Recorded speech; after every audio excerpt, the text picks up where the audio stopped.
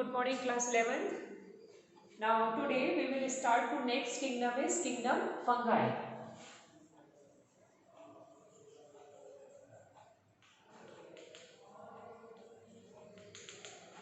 As per the five kingdom classification, kingdom is a fungi.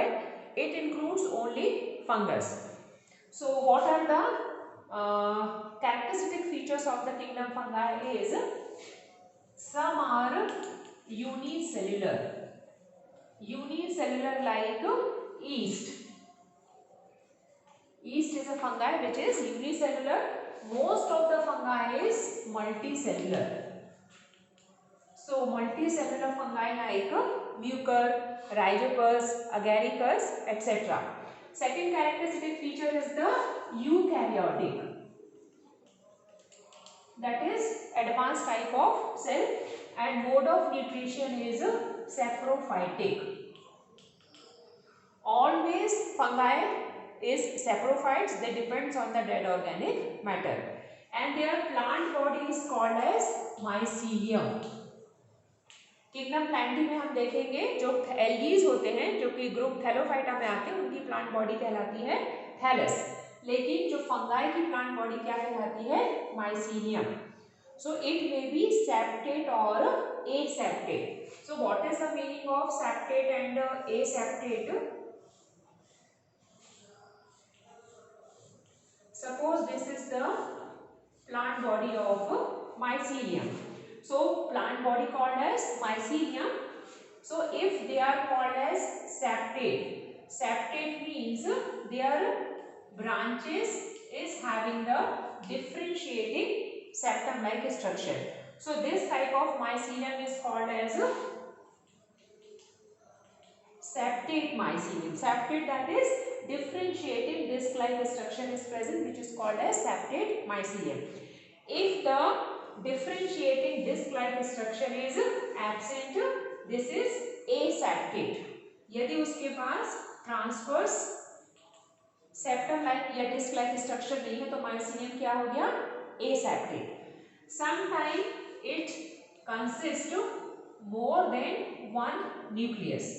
So more than one nucleus, that is multinucleate. So technically it is called as cenocytic.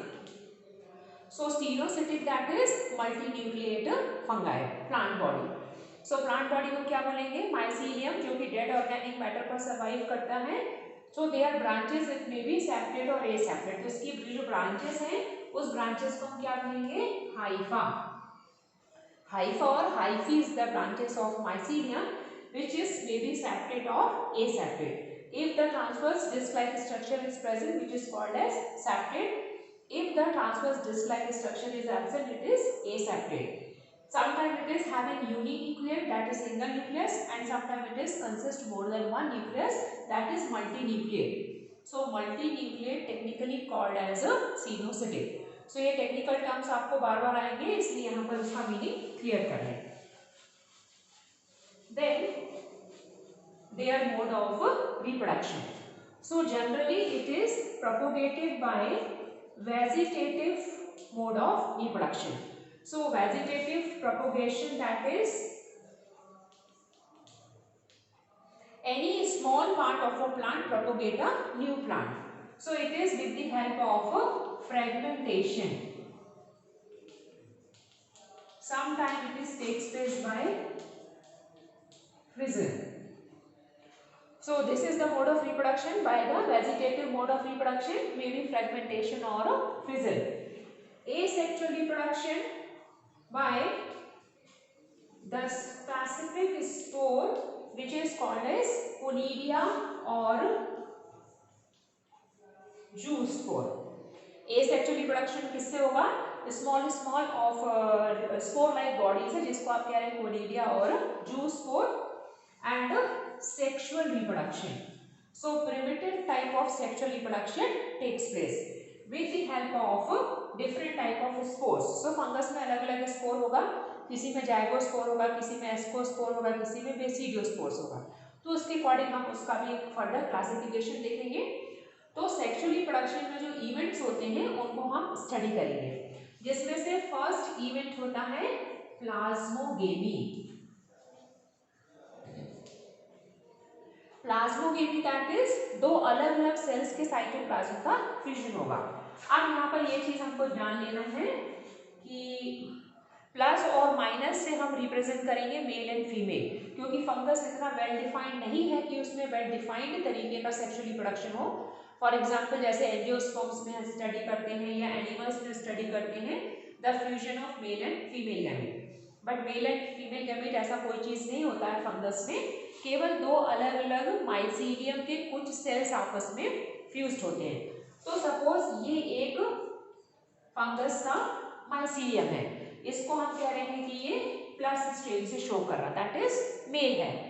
Second जो mycelium है वो हम show कर रहे हैं females की तरह से, that is second mycelium of second plant का या सेकेंड फंगस का माइसीलियम है। सो ये रिप्रेजेंट हो रहा है माइनस से, that is male plus and female minus. So दोनों के जो सेल्स होंगे या दोनों के जो ब्रांचेस होंगे हाइफी होंगे वो आपस में फ्यूज्ड होंगे।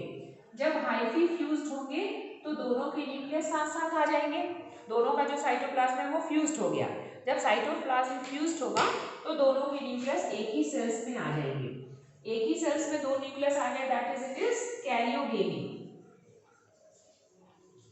सो कैरियो मीन्स न्यूक्लियस, गेमी मीन्स फ्यूजन। सो प्लाज्मोगेमी का मीनिंग हुआ fusion of protoplasm that is fusion of cytoplasm. Karyogamy का मीनिंग क्या हो गया fusion of nucleus.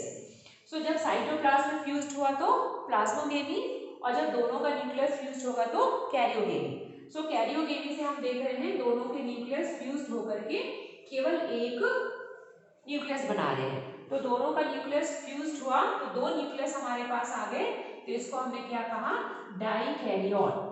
Die means two, karyon means nucleus.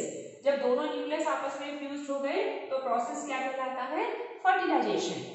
Normally process को क्या बोलते हैं fusion of male and female nucleus, process is called as fertilisation. तो यहाँ पर एक प्लस स्ट्रेन का माइसीलियम का न्यूक्लियस और एक माइनस माइसीलियम का न्यूक्लियस आपस में फ्यूज्ड हुआ। So dikaryon that is fertilization process हुआ और फर्टिलाइजेशन से क्या बन गया जाइगोट। सो जाइगोट कैसा होता है हमेशा डिप्लॉयड। तो फंगस की प्लांट बॉडी हमेशा माइसीलियम कैसी होगी हैप्लॉइड। सो ये हैप्लॉइड एंड ये हैप्लॉइड। सो हैप्लॉइड हैप्लॉइड मिलकर के उन्हें क्या बनाया डिप्लॉइड जाइगोट। सो जाइगोट कैसा हो गया डिप्लॉइड। अब इस जाइगोट में क्या डिवीजन होगा मियोसिस। सो मियोसिस डिवीजन होने से स्पोर्स बनेंगे, ठीक है। सपोज ये डिप्लॉइड उसका जाइगोट है, जाइगोट में मियोसिस डिवीजन हुआ तो बहुत सारे हैप्लॉइड स्पोर्स बने और ये हैप्लॉइड स्पोर्स फिर जर्मिनेट होकर के नया माइसीलियम बनाएंगे। तो फंगस के सेक्सुअल रिप्रोडक्शन में इवेंट्स क्या हुए plasmogamy, karyogamy, meiosis and zygote. So plasmogamy that is fusion of cytoplasm of two different strains of mycelium. Karyogamy fusion of nucleus of two plus and minus strain of mycelium and meiosis and zygote. So diploid जो zygote बना है अब उसमें meiosis division होगा, meiosis division से haploid spores बनेंगे और haploid spores फिर germination से एक नया mycelium form करेंगे. So this is the events of sexual reproduction. So on the basis of which type of spores zygote में meiosis division से कौन सा स्पोर बनेगा वो डिफाइन करेगा कि फंगस का कौन सा क्लास होगा। So on the basis of the types of spores fungus divided into different category जो कि अभी नेक्स्ट क्लास में हम स्टडी करेंगे like zygospore, basidiospores, ascospore etc.